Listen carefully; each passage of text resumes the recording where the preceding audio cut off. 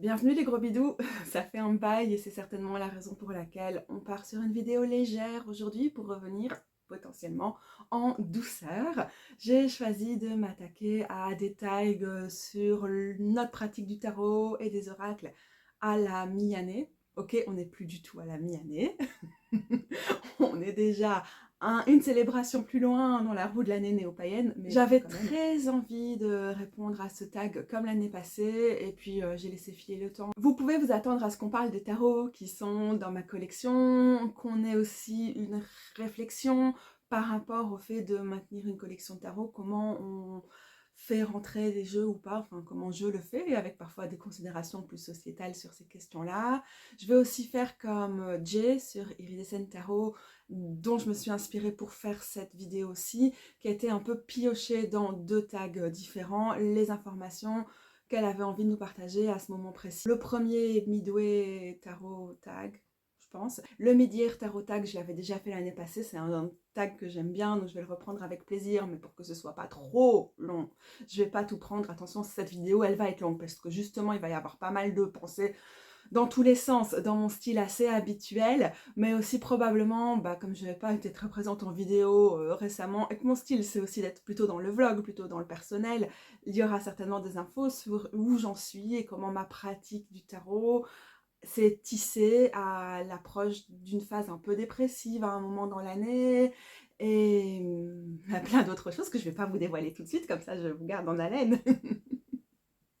Ok, on est parti. Par rapport au Midway Catch-up, la première question c'est quel était ton go-to deck en 2026, donc le jeu vers lequel je suis allée le plus souvent, celui qui était le plus généraliste, le plus à propos dans un grand nombre de situations, en tout cas c'est comme ça que je l'interprète.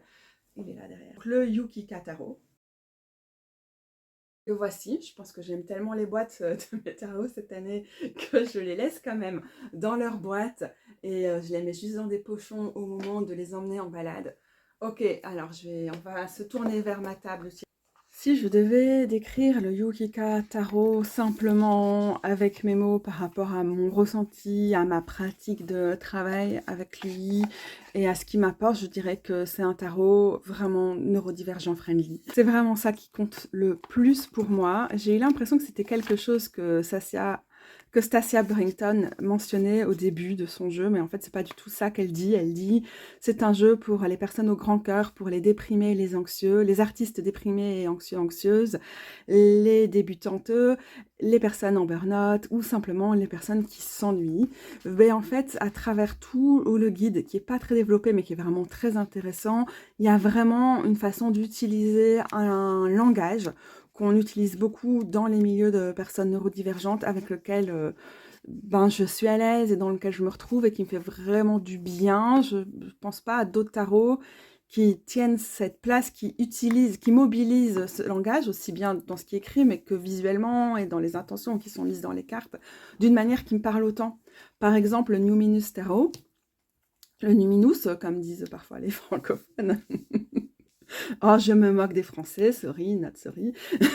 Il a ce côté, on sait que c'est une personne neurodivergente qui l'a créé et qu'il a des visuels, qui fait appel à des choses qui peuvent vraiment beaucoup nous parler, mais en fait, c'est pas un de ceux qui me parle le plus. Donc celui-ci est vraiment beaucoup plus pertinent pour moi, pour ce que je ressens. C'est un univers visuel qui me convient mieux, c'est une manière de mobiliser les concepts, de s'approprier l'iconographie du tarot, de la revisiter, qui me convient mieux. On voit bien ici avec la justice, qui parle en fait ici pas mal de mort, de génocide, d'injustice. Il y a vraiment des partis pris qui sont hyper intéressants et qui vont beaucoup me parler dans ce jeu. Et pour parler brièvement du contexte, je me tâtais, je pensais que c'était un joli jeu, que ça allait être un jeu qui allait juste être réservé au printemps. J'ai entendu d'autres personnes le dire, donc c'est assez rigolo, alors qu'en fait, mais pas du tout. On s'est un peu laissé avoir par peut-être cette carte du fou qui a une énergie très printanière, qui nous a peut-être un peu trompé, mais en fait, il a vraiment quelque chose en plus. Et du coup, pour avoir l'occasion de l'essayer, je me suis dit, bon, je vais offrir ça à mon amie Jen pour son anniv, mais chose que je fais tout le temps en fait. avec les autres personnes aussi. Je vais le faire venir chez moi un peu avant son anniv pour avoir l'occasion de le tester avant. Et j'ai vraiment complètement craqué. Et j'étais trop contente quand son copain lui a offert le Yukika pour son anniversaire parce que j'avais une bonne excuse pour garder le mien. J'envisageais pas de m'en séparer. Alors là, je dois dire un peu un truc parce que plusieurs personnes m'ont dit à un moment où j'étais un peu présente sur les réseaux sociaux brièvement il y a quelques mois, plusieurs personnes m'ont réclamé une review. Et la question, c'était un peu, il est tellement magnifique qu'on pourrait être animé par le FOMO. Et là, pour moi, c'est vraiment important de vous rappeler. Et à ce moment-là, il était épuisé. Cette personne, c'est la personne qui a créé le Sasura Ibita, qui a créé le Saisur Habito Tarot il y a quelques années. Et en fait, ce tarot, il a toujours été disponible en petites batches, comme on dit en anglais, small batches. Mais en fait, il est toujours revenu, donc elle réimprime, elle réimprime fréquemment ses jeux, donc il n'y a vraiment aucune raison de stresser. S'il n'est pas disponible pendant quelques semaines, c'est juste quelques semaines, après il revient, parce que c'est quand même un très gros investissement. C'est un tarot indépendant au prix d'un tarot indépendant, alors pas démesuré, mais un peu moyen, si je ne me trompe pas. Il coûte, je vais enlever ma bague parce qu'elle fait du bruit, si je ne me trompe pas, il coûte environ 65 €.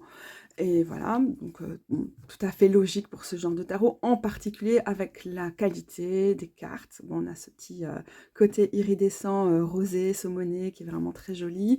Il y a cette surimpression, perso, je trouve ça un peu superflu quand il y a des appliques comme ça de couleurs en plus. C'est très joli, c'est très inspirant, mais en fait j'ai l'impression, alors que c'est un jeu que j'ai quand même pas non plus depuis des siècles, que ça abîme un peu la surface puisque je le mélange à la version Katou, donc toujours un peu ce genre de riffle shuffle.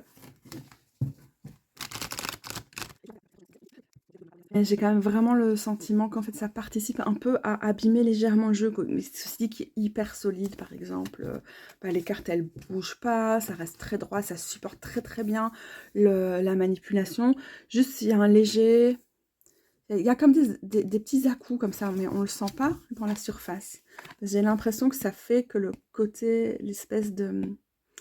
Bon, je n'ai pas du tout les mots pour exprimer ce que j'essaie d'exprimer. Alors, je ne vais pas m'attarder sur ces détails parce qu'en fait, moi, je trouve que la qualité de ce jeu est excellente, surtout sur les bordures qui s'abîment pas trop comparativement à l'utilisation que j'en fais, enfin les bordures, les tranches, sur justement le côté format de l'image, rendu de l'aquarelle, les bordures blanches qui sont juste très très bien pour faire ressortir les aquarelles, la qualité de la carte avec ces jeux numérotés là.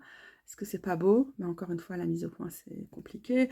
De la boîte, pardon, la qualité de la boîte, est-ce que j'ai dit boîte? La qualité de la boîte, irréprochable, et c'est d'autant plus cool que moi qui aime mieux les garder dans mes pochons habituellement, ça me donne envie de garder mes jeux dans mes boîtes pour les admirer. Franchement, là, c'est un truc qui m'impressionne beaucoup, mais vraiment, c'est surtout le travail sur les images, le visuel, ce qui a été revu dans certaines cartes, par exemple, le jugement, c'est un peu typique de ces cartes qui n'ont pas forcément leur sens le plus commun. Mais ça apporte quelque chose, surtout dans le contexte du jeu, parce que là, vous voyez, rien que les mots-clés, faire preuve de lucidité ou de discernement, les limites, le bouclier. Excusez-moi, j'ai un peu de bruit avec ma table sur roulette qui fait du bruit. Donc voilà, je vous laisse faire une capture d'écran si vous voulez voir un peu ce que ça donne. Il y a des thématiques qui reviennent, qui sont propres au jugement habituel. Et puis il y a aussi d'autres choses qui sont apportées. Oh, je suis dégoûtée, j'ai toujours envie de dire des choses intelligentes sur ce jeu. Mais en fait, c'est un jeu qui est tellement vécu pour moi que c'est hyper... J'ai encore dit hyper, pourquoi je dis hyper toutes les deux phrases? C'est très très difficile d'en parler efficacement, donc je ne pense pas que je vais trop essayer, surtout que c'est peut-être pas le but ici de ne parler que de lui, mais bref, je pratique quand c'est possible, quand la canicule n'est pas trop compliquée, je ne suis pas débordée par certaines choses dans ma vie, je pratique quand même le tirage quotidien en mode l'invitation du jour. Je vous ai déjà parlé de cette technique et je ne vais pas revenir ici sur ce que je mets là-dedans. J'en ai reparlé cette année dans mes vidéos précédentes, donc il n'y a pas lieu d'en reparler pendant des siècles. Mais donc, dans les moments où je tire le tarot régulièrement, il est vraiment celui que je sors le plus.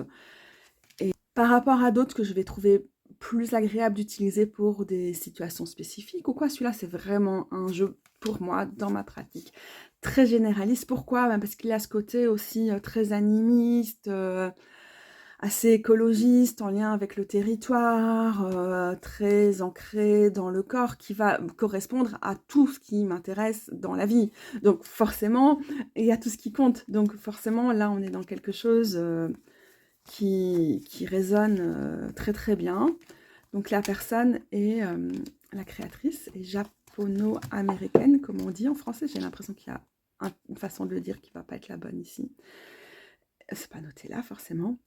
Et donc on a un univers quand même un peu beaucoup japonais, pour lequel j'ai certainement pas les références pour tout comprendre, mais je trouve ça cool parce qu'on a vraiment un accent qui est mis sur la subjectivité de l'artiste, sa revisite des cartes, et en fait ça fonctionne très très bien, ça fonctionne pour tout le monde. Alors par rapport à d'autres jeux où j'aime bien quand il y a plus de diversité dans les personnages représentés, ici parce que la personne parle de son point de vue, de personnes d'origine asiatique aux États-Unis, ben, le fait qu'il y ait peut-être une diversité un peu moindre dans les représentations, ben, peu importe, en fait, c'est pas de l'inclusivité pour le plaisir de cocher toutes les cases.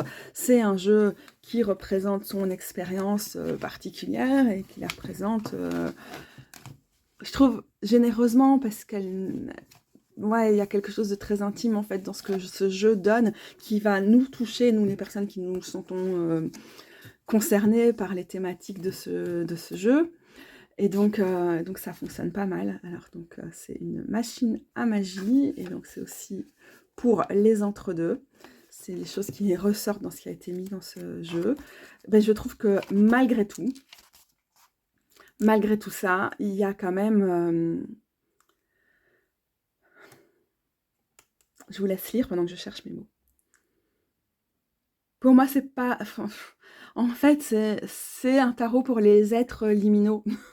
Et donc cet entre-deux est tout le temps là, mais on n'est pas forcément obligé d'être au milieu de quelque chose, en voyage, dans un questionnement pour qui nous parle. En tout cas, moi, il m'accompagne grandement dans mes questionnements et dans mes entre-deux, mais je pense qu'il va rester là beaucoup plus longtemps. On reviendra peut-être un peu plus tard sur comment ça fluctue en fait ces jeux qui à un moment sont des énormes crushs et avec qui on travaille quasi exclusivement. Il est arrêté. Et je voulais juste voir si j'arrivais à tirer une carte qui me montrait bien ce qui est revisité dans ce jeu. Je vais en tirer plusieurs pour voir. Pour voir un peu... Ah, alors là, ça c'est intéressant. Le 4 de bâton... Blablabla. Le 4 de bâton nous montre bien comment certaines cartes ont été revisitées. Juste, je ne sais pas très bien pourquoi. Mais les thématiques qui sont les thématiques habituelles du 4 de bâton, qui vont être pause, joyeuse, festivité, communauté, être ensemble. Être ensemble pour célébrer quelque chose, se retrouver dans la joie, le soutien communautaire aussi parfois. Bah, rien de tout ça a été trop mis à l'avant ici, avec ces espèces d'épilogues. Se faire à cheval, cette étoile filante, et on a l'accent qui est mis sur la chance, l'aisance, la facilité dans ce sens-ci, et purpose dans ce sens, l'objectif, la direction. Comme vous voyez ici, probablement, on est quand même fort dans le domaine du rêve, des vœux, que peut-être habituellement on va associer à d'autres cartes dans le tarot. Et enfin, franchement, je trouve que cette proposition est vraiment assez intéressante. Alors, est-ce que le 4 de coupe, pour le coup, diverge autant? Je ne crois pas. Ennui, rejet, abandon, donc on est quand même dans quelque chose qui est plus habituel, même si vous voyez là ce que je veux dire un peu dans le fait que le langage est quand même assez particulier, le langage qui est invoqué par ce jeu, et suspension pour le la pendu, ça évidemment, assez classique. En fait, si vous vous souvenez, pendant le printemps, au moment où j'ai émergé pour faire quelques vidéos au cours du printemps, et ce que je vous disais à ce moment-là, c'était je suis un peu perdue dans ma vie, il y a pas mal de choses, je suis en perte de repères, et je suis aussi en perte de repères dans ma collection quant au tarot vers lesquels m'orienter. J'étais pas perturbée dans ma pratique du tarot, c'est resté tout à fait fondamental pour moi et important et dans le soutien, mais je manquais du jeu avec lequel j'aurais des affinités là-dessus, en tant que collectionneuse, en tant que personne qui aime bien pouvoir piocher dans des univers visuels et des revisites du tarot particulières, hein, pas pour faire l'apologie des collections du tarot, parce que comme vous le savez moi-même, j'ai une collection assez vivante. Encore hier, j'ai filé une partie de mes jeux à mon amie Sarah. Enfin, je veux dire, c'est très très vivant, hein, mais quand même j'étais dans un truc où pas une impasse, mais j'avais vraiment envie d'avoir quelque chose de frais dans ma collection. Et le Yukika m'a rapporté ça avec d'autres jeux dont on reparlera peut-être, comme le Discovering Beauty. Je suis pas sûre que je vais en parler dans cette vidéo aussi, mais en combinaison, pas en combinaison, parce que je les utilise pas souvent ensemble, mais l'un et l'autre font vraiment partie de mon quotidien. Le Yukika et le Discovering Beauty m'ont vraiment aidé à trouver dans ma pratique du tarot ce dont j'avais besoin pour que ce soit tout simplement plus aligné par rapport à ce que je traversais cette année. Ce dont on reparlera peut-être un peu plus tard dans la vidéo. Ce que j'essaie de dire, c'est qu'une fois que j'ai identifié et accueilli dans ma collection des nouveaux tarots qui étaient très pertinents, très alignés, très résonnants avec ce que je traversais à ce moment-là, ils sont devenus vraiment des chouchous. J'ai une relation très rapprochée avec eux. J'ai continué à piocher dans d'autres jeux, notamment, comme vous voyez, avec mes tirages de la semaine. Oui, en ce moment, comme c'est l'été, je les mets sur mon radiateur qui est juste en face de ma table de tirage. Mais donc, pour les tirages de la semaine ou du cycle menstruel ou de la phase lunaire et tout ça, je continue à piocher allègrement dans ma collection. Je pioche aussi allègrement pour mes tirages quotidiens. Un peu plus. Là, j'ai commencé à réintroduire d'autres jeux, là maintenant avec le changement de saison aussi, l'arrivée progressive de l'automne, et en tout cas pour moi, l'arrivée d'une vibe automnale que je ressens assez fort à partir du mois d'août quand les jours commencent à raccourcir. Mais est-ce que j'ai encore perdu le fil pour changer? Probablement. Est-ce que j'allais faire une pause? Et ça fait 3 minutes que je suis en train d'enregistrer un truc en plus, oui. Mais bon, c'était juste pour dire que j'ai vraiment resserré l'essentiel, le cœur de ma pratique, en particulier de ma pratique quotidienne, mais en vrai aussi de mes grands tirages sur quelques jeux, et que ça m'a vraiment beaucoup aidé. J'ai besoin de continuer à être très stimulée aussi visuellement, artistiquement, par plein d'univers, plein de couleurs, plein de choses différentes. Et donc je suis très heureuse d'avoir une collection dans laquelle piocher, mais que ma relation de tarot, de divination et d'introspection au quotidien puisse être concentrée autour de quelques jeux en particulier, ça a vraiment été une grande aide, d'un grand soutien pour moi. La question suivante, c'est le jeu le plus récent dont tu as fait l'acquisition. Je vais vous montrer 2 jeux qui sont arrivés dans ma collection cette semaine. Je vous rassure, je n'ai pas commencé à acheter des jeux toutes les semaines. Il se trouve juste qu'il y a plusieurs jeux qui sont rentrés dans ma collection cette semaine, dont je n'ai pas fait l'acquisition parce que je l'ai acheté, mais parce que Sarah me l'a offert. C'est un jeu qui s'appelle Démontrez-moi et qui a été créé par Camille Sey, j'imagine. Ça s'appelle un tarot parce que vous savez certainement, du côté francophone, on aime encore bien utiliser tarot pour parler d'oracle. Tout ce qui est emprunté du tarot de Marseille, qui est de toute manière pas le type de tarot que je pratique, c'est le fait qu'il y a 22 cartes. C'est une petite édition. Et c'est noté quelque part que ce jeu est plutôt à considérer comme un prototype avant un tarot ou oracle plus développé autour des monstres. Sarah me l'a acheté directement auprès de la personne. Je vous mets là ces petites références si ça vous intéresse. Bien sûr, je les mettrai aussi en dessous pour que vous puissiez aller suivre sur sa page Instagram. On a un jeu de monstres. On a l'utilisation d'un langage non binaire. On a des noms qui sont pas forcément faciles à prononcer l'oral, je trouve. Là, ça va. Une somnie. Là, le ou lae, les, laï, montimès. Prononcez ça comme vous voulez. Lae ressourciane. Là, le bella fluidis. Il n'y a pas forcément de lien non plus entre les numéros des cartes et quelque chose qui va être particulièrement lié à cette carte dans les majeurs du tarot. Il faut savoir qu'il y a à chaque fois 4 petits sens qui sont proposés pour chacune des cartes. Je n'ai pas encore tout lu, donc on va aller voir ça tout de suite pour que vous vous fassiez une idée. Je trouve qu'à chaque fois, dans ces choses-là, qu'on peut à un moment voir en fonction de dans quel sens on tourne la carte, donc sur quel côté elle est tournée, on pourrait se dire c'est tel ou tel sens qui ressort, mais on n'est pas guidé, on n'est pas... ce jeu ne nous invite pas à le faire d'une manière plutôt que d'une autre, mais plutôt c'est à nous de voir ce qui va le correspondre davantage. Mais en même temps, en général, quand je regarde pour l'instant ce que j'ai fait pour me familiariser avec les cartes, c'est de me dire ok, qu'est-ce qui me vient à l'esprit? Et en général, j'arrive à voir la plupart des thématiques directement, alors qu'on a quand même des dessins qui sont assez simples, mais qui arrivent à mobiliser en peu d'images pas mal d'idées qui deviennent assez évidentes. Ça, j'aime beaucoup. Et puis après, on a une petite histoire pour chacune des cartes. Pour moi, c'est assez difficile de lire à travers mon écran ou bien de regarder et après de m'excentrer. Je perds ma concentration parce que je dois faire plusieurs choses en même temps.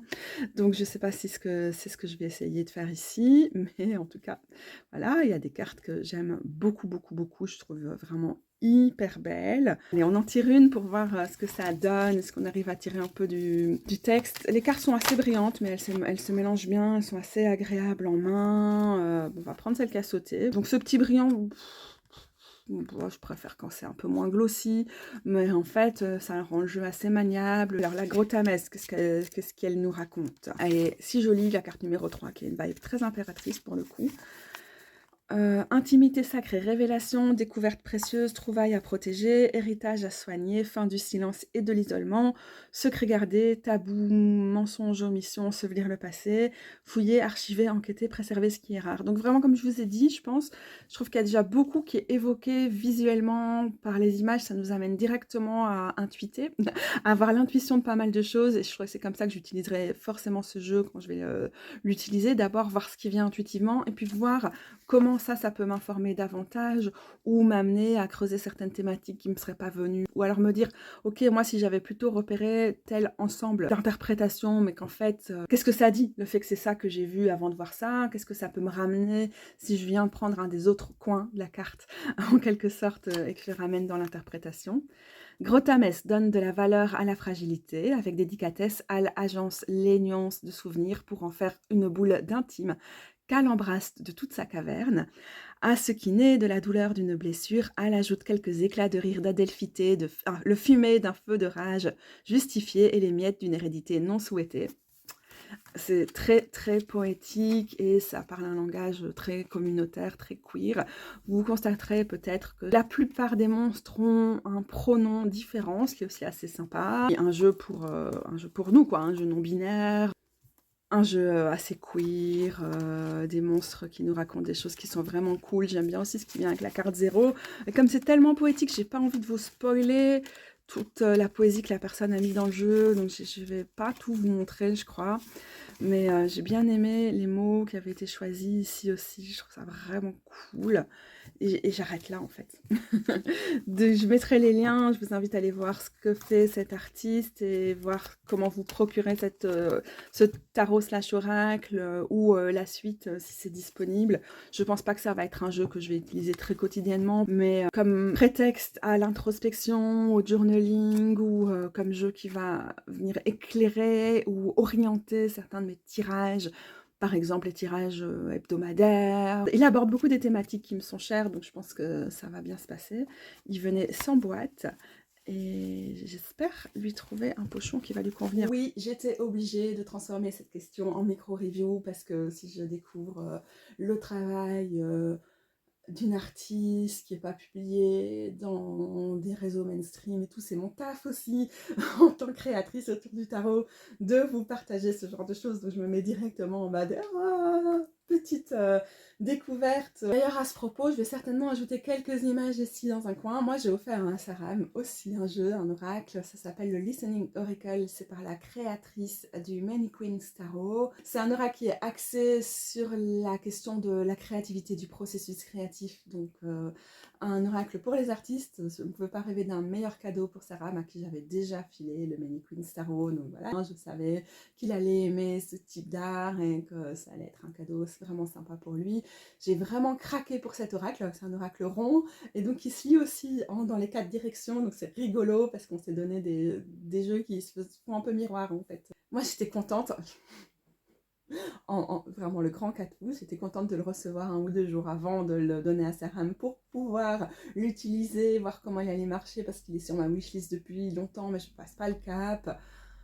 Peut-être principalement parce que artistiquement, je ne crée pas beaucoup pour le moment, donc ça me paraissait peut-être un peu inapproprié. Mais justement, comme je suis en questionnement et je crois en reconfiguration sur plein de pans de mon identité, aussi en tant que créatrice, il sera hyper intéressant en fait d'être accompagnée par ce jeu qui prend en compte plein de choses qui sont importantes dans ce sujet. Mais donc comme je l'ai eu entre les mains, est-ce que j'ai réussi à faire une phrase? Probablement pas. Mais donc j'ai eu ce jeu entre les mains cette semaine et donc je le mentionne ici et j'ai fait une vidéo tant que je l'avais en main. Donc vous l'aurez constaté, ça passe en parallèle à ce que je suis en train de raconter maintenant dans la vidéo. Un autre jeu qui est rentré dans ma collection cette semaine, je fatigue, c'est pas possible. Pochon, elle n'a rien à voir. J'ai déjà foutu la boîte dans ma caisse à boîte. J'ai trouvé ça en seconde main. Et comme ça fait longtemps que ça m'intéresse d'avoir les jeux de cet auteur, de les trouver moins chers, donc de les trouver en seconde main. Bref, ça s'appelle L'Oracle des druides de Philippe. J'ai oublié son nom. C'est la version en français et j'ai oublié son nom en anglais aussi. Et il y a aussi l'Oracle des plantes druidiques, je pense. Jeu des années 90 avec une vibe esthétique très années 90. Why not?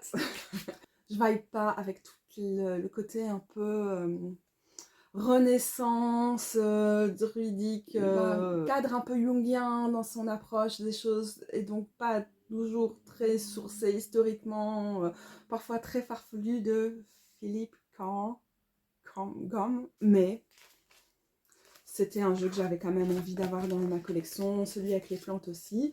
Et je mentionnais une bouquinerie que j'aime encore assez bien, les mots bleus, j'ai envie de dire. Je pense que c'est ça son nom, à hâte. Et j'aime bien quand même. Je sais pas, je le trouve inspirant. Je trouve qu'il y a beaucoup de petites choses qui viennent s'ajouter aux images.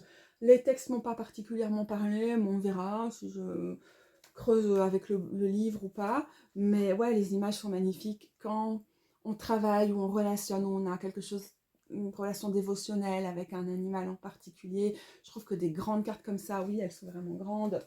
Comparez-moi ça à Starro. Même pour des cartes d'oracle, elles sont grandes. Mais du coup, elles vont être bien. Elles vont être bien pour mettre sur mon hôtel, mes tables de tirage. Et éventuellement les associer à des tirages. Plutôt avec une interprétation intuitive qu'avec le bouquin. Ouais, j'aime bien qu'il y a aussi à chaque fois des plantes qui viennent ajouter une couche de symbolique. Bon, peut-être pas sur les cartes de dragon, mais sur les autres. C'est quoi ces espèces de petites anémones? Je sais même pas qui sont ces plantes. Il est temps de cesser, je n'ai pas encore eu l'occasion de me plonger beaucoup dans ce jeu, mais je l'ai depuis mercredi. Je suis en train de filmer samedi, donc c'est vraiment une acquisition récente. Vous arrivez dans une semaine qui est très animée, alors qu'en fait, j'ai pas forcément beaucoup de choses qui sont rentrées dans ma collection cette année. Est-ce que je vous avais prévenu qu'on allait partir dans tous les sens avec cette vidéo et que ça allait être long, hein? Vous savez, vous pouvez toujours couper et revenir, regarder ça en petites parties. J'ai jamais promis d'être brève et de suivre les instructions à la lettre. Sinon, je peux le faire, mais ça m'emmerde. Philip and Stephanie Cargom. J'ai eu l'occasion de suivre le début d'un cours. Le début, parce que j'ai la flemme d'aller jusqu'au bout, d'un cours de ce gars sur la plateforme Advaya, où je suis pas mal de cours. Et j'ai beaucoup aimé ses méditations guidées, en fait. Et pour le reste, vous savez, je suis quand même un peu historienne. Et j'aime bien quand le bullshit est assumé, quoi. Quand on fait pas croire que des choses sont des vérités historiques quand elles le sont pas.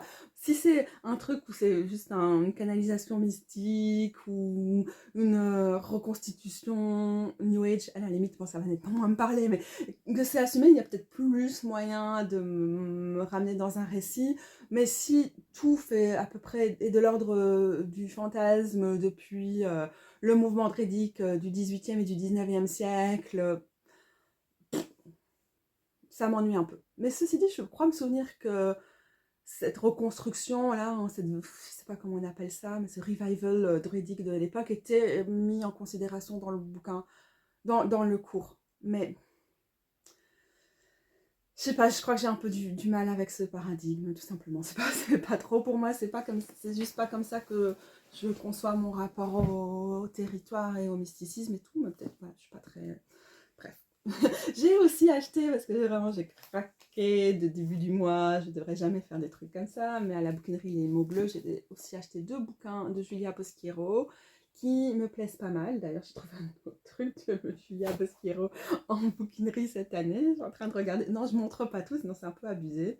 Voilà, alors là, on est plutôt dans un truc assez niche qui plaît pas à tout le monde dans ce milieu, hein, les pierres,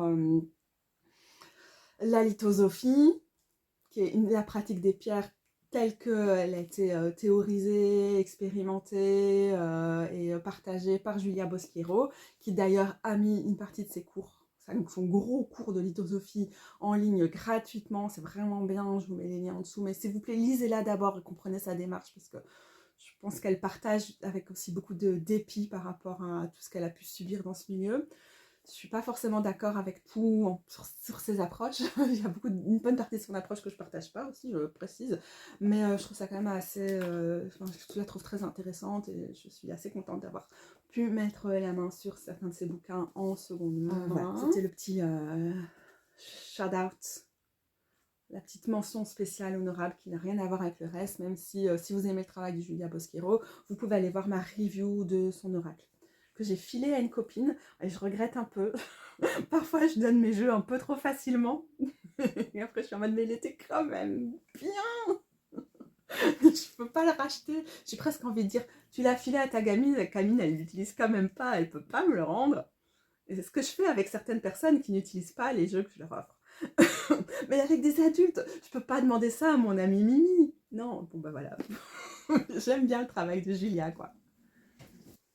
La question suivante, j'ai l'impression que je vais y répondre qu'à moitié, c'est si tu pouvais avoir n'importe quel jeu qui est out of print, qui est épuisé, qui est plus disponible, que ce soit indie ou mass market, indie, indépendant ou mass market, qu'est-ce que ce serait?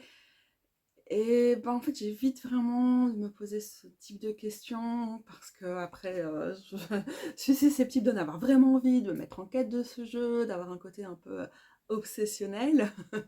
Pour reprendre le langage des influenceurs qui disent I'm obsessed, I don't want to be obsessed. C'est juste un objet. Qu'est-ce que je veux être obsessed par un objet? No way. Et donc, du coup, j'essaie de pas penser comme ça. C'est pareil pour les jeux qu'il n'est pas possible de recevoir en Belgique parce que les frais de douane, etc. Il y a quelques jeux qui sont pas épuisés mais qui sont disponibles en particulier au Royaume-Uni et que donc bah, j'ai pas et que j'aurai pas parce que bah, ils sont déjà chers. Et si on ajoute à ce prix les frais de douane, les frais d'administration et tout ça, c'est juste impossible. Donc ouais, je sais vraiment pas de penser comme ça. Et donc non seulement j'ai pas une liste toute faite, mais en plus il n'y a rien qui me vient à l'esprit. Alors que probablement, si je passais un peu de temps à réfléchir à cette question, je pourrais dire mais oui, bien sûr, il y a des choses qui n'existent plus et que j'aurais aimé avoir, que j'aimerais trouver, tout ça, mais c'est juste pas ma façon de penser. Mais bon, il a quand même fallu que j'en parle pendant 1 minute 30, parce que c'est moi. Allez, c'est quoi la question suivante? La question suivante, c'est montre-nous tes cristaux préférés. J'hésite à répondre à cette question tout simplement parce que voilà, ça revient à montrer sa collection de belles pierres sur lesquelles on n'a pas forcément beaucoup d'informations quant à l'éthique, donc qui peuvent avoir été prises dans des mines, bah, par exemple le lapis lazuli, on le trouve plus que dans des mines qui sont en Afghanistan aux mains des talibans, donc beaucoup de gens risquent leur vie, y compris des enfants, et c'est difficile. Mais à côté de ça, il y a aussi beaucoup, enfin c'est pas difficile, c'est impossible, c'est horrible, et donc tout le business de la pierre est terrible. À côté de ça, je enregistre sur mon téléphone. Évidemment, il y a des terres rares dans tellement des choses à batterie qu'on a dans notre quotidien et dont l'exploitation est à une beaucoup plus grande échelle et encore plus problématique. Et donc, mon cerveau part dans beaucoup trop de directions quand j'ai envie de vous parler des pierres et de ce qu'elles représentent pour moi et lesquelles j'aime et tout ça, parce que j'ai un peu envie de me justifier, d'expliquer ma pratique, de dire qu'est-ce qui est éthique et qu'est-ce qui l'est pas dedans. Mais en fait, hein, je ne vais pas partir dans plein de directions, je vais vraiment juste vous parler des pierres. Et mon envie là tout de suite, parce qu'il y a une question après à venir autour des bijoux, et j'en reparlerai là, mon envie c'est plutôt de vous parler de laquelle, plutôt que de vous montrer ma collection et de vous rendre envieuse, sachant qu'il y a quand même pas mal de choses qui sont de seconde main, parce qu'il fut un temps où c'était pas compliqué de trouver des pierres pas chères en seconde main, ça l'est maintenant, mais avant qu'il y ait une espèce d'engouement autour de tout ça, donc à la fin des années 2010, à la fin des années 2010, j'en ai vraiment trouvé pas mal pas cher. J'ai aussi une partie de mes pierres qui m'ont été offertes très gentiment par une personne qui suit ma chaîne et qui avait une boutique auparavant. Voilà, donc j'étais déjà en train de commencer à me justifier. Ok. En fait, cette année, j'ai eu cette intuition au début d'année, quand j'étais en train d'envisager l'année, d'avoir des visions, de choses qui pourraient être sympas avec lesquelles travailler. La couleur mauve est venue, une partie, certaines plantes aussi qui sont mauves, enfin violettes, disons, parce que mauve, en Belgique, on utilise ça pour tous les tons de violet, mais je pense que pour beaucoup de gens, mauve, c'est plutôt du violet clair. Enfin, je crois qu'on a cette distinction en Belgique, mais qu'on l'utilise aussi comme un terme un peu plus générique. Donc, violet. Et parmi ces plantes violettes, il y avait l'améthyste qui m'est apparue comme une plante avec laquelle j'avais envie de travailler davantage. Vous avez vu, j'ai enlevé ma bague parce qu'elle faisait du bruit. Mais je porte ma bague améthyste et citrine que j'ai depuis beaucoup d'années. C'est des pierres brutes et j'ai à un moment tapé l'améthyste contre la citrine contre quelque chose. Alors, les rase.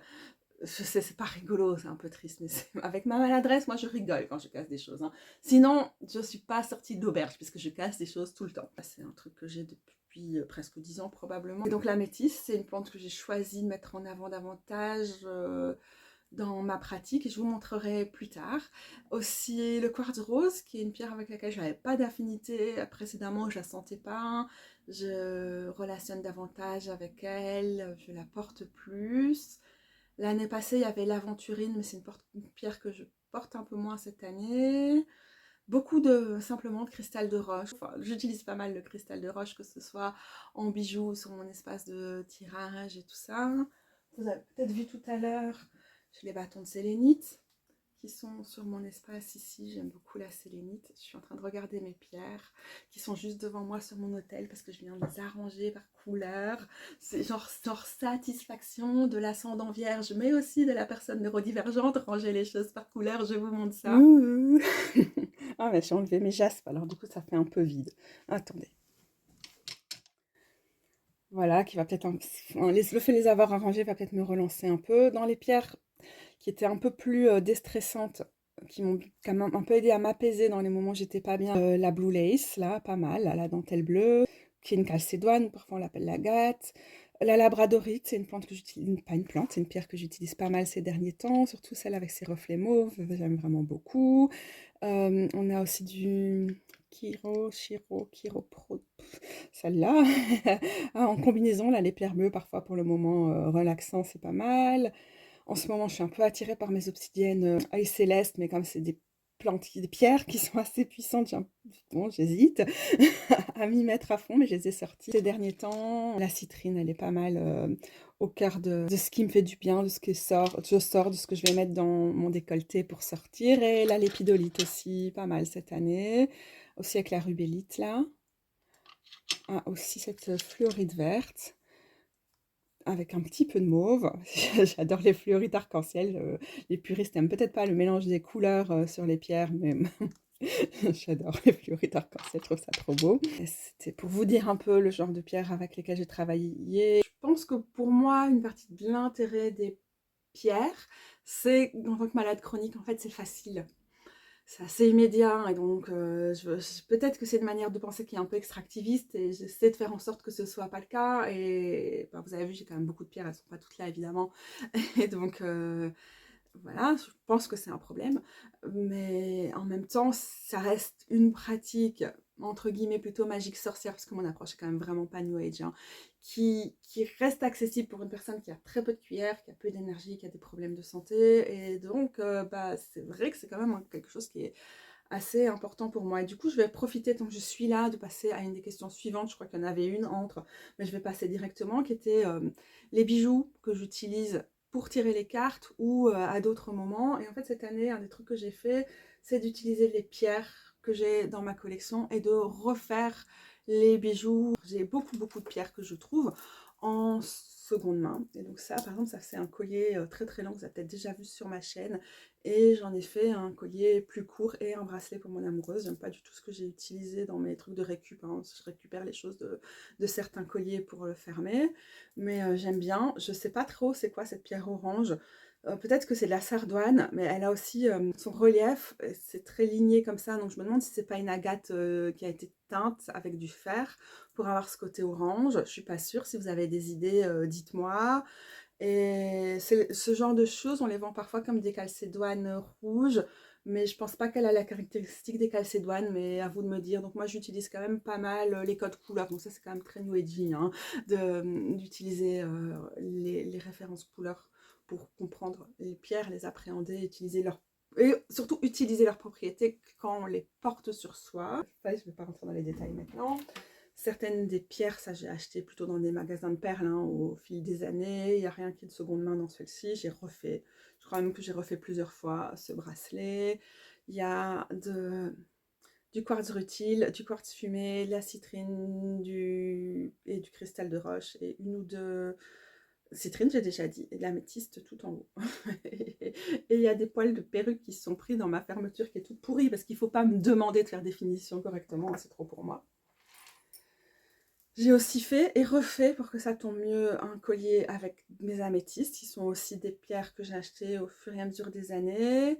Et ça, c'est des pierres que j'ai récupérées d'un collier vintage que j'avais chiné probablement en ressourcerie ou un autre magasin de seconde main ou bien au marché aux puces.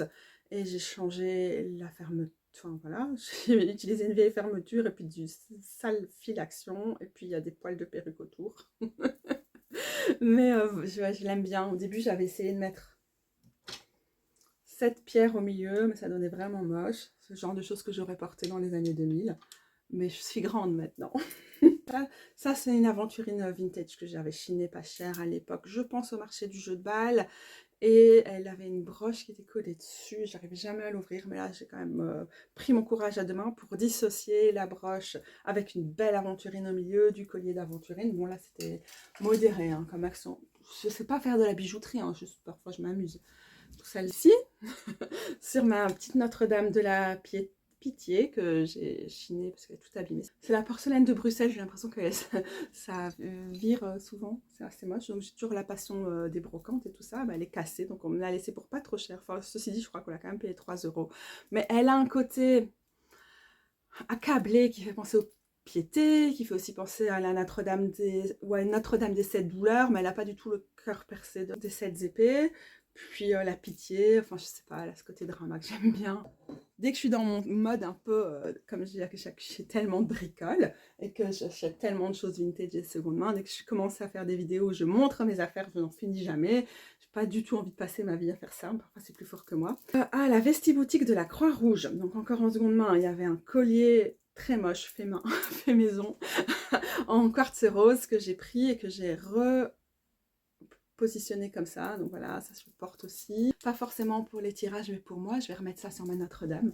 Ça m'a fait oublier ce que en fait, j'ai pensé à un truc et j'étais trop vite. Je voulais finir ma phrase et j'ai oublié ce que je voulais dire. Donc, en seconde main, sur tout ce qui est lié à ce que j'ai sur mes hôtels, la magie et tout ça, il y a quand même vraiment beaucoup de choses que je trouve en magasin de seconde main avec le temps. Et sachant que je vais très très souvent en seconde main et que je fais tout le temps les marchés.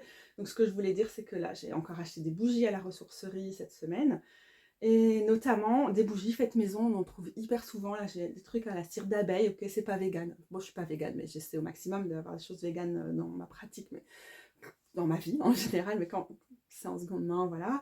Du coup, à chaque fois, c'est des choses qui sont faites maison, que je crois on offre à des gens de la famille et tout. Puis les gens les bazardent. Tiens, c'est pareil pour ce magnifique petit truc en crochet. Du coup, je suis genre, oh, viens avec moi, je vais m'occuper de toi, c'est trop horrible de donner des cadeaux comme ça. Hein. C'est bien, il faut faire circuler, mais voilà. Et à ce propos, je vous reprends ici. Donc par exemple ça, aussi, ça c'est du seconde main parce que je cherchais un plateau d'hôtel avec une spirale ou une forme de ce style ou un truc plutôt labyrinthique et donc il y a une spirale derrière. C'est moche, mais en termes de symbolique, c'est ce qu'il me faut. Ça, c'est seconde main, mais familial. C'est de la porcelaine de Tournai qui vient des affaires de ma grand-mère. Et donc, je me saisis de tout ce qui est là autour. Et en fait, je pourrais vous montrer tellement de choses que j'achète en seconde main pour ma pratique. Il faut que j'arrête. On a compris quasiment tout. Ce que j'achète est de seconde main, ce qui ne m'empêche pas de dépenser beaucoup trop d'argent et d'avoir trop de choses et d'être beaucoup trop maximaliste pour mon propre bien. Mais voilà. Parmi les autres choses sur la partie bijoux et choses d'hôtel liées au tirage, j'ai fait un set de perles de prière sur base du même collier orange que j'ai récupéré avec des choses, certaines achetées, d'autres récupérées. Ouais, voilà. Je vais pas vous... Parce que j'ai aussi une amie qui à un moment m'avait filé des très belles pierres et tous ces sets de colliers, tout qu'elle faisait quand elle était ado, avant de déménager en Angleterre. Donc il y a une partie des choses qui viennent de Scania m'a offert.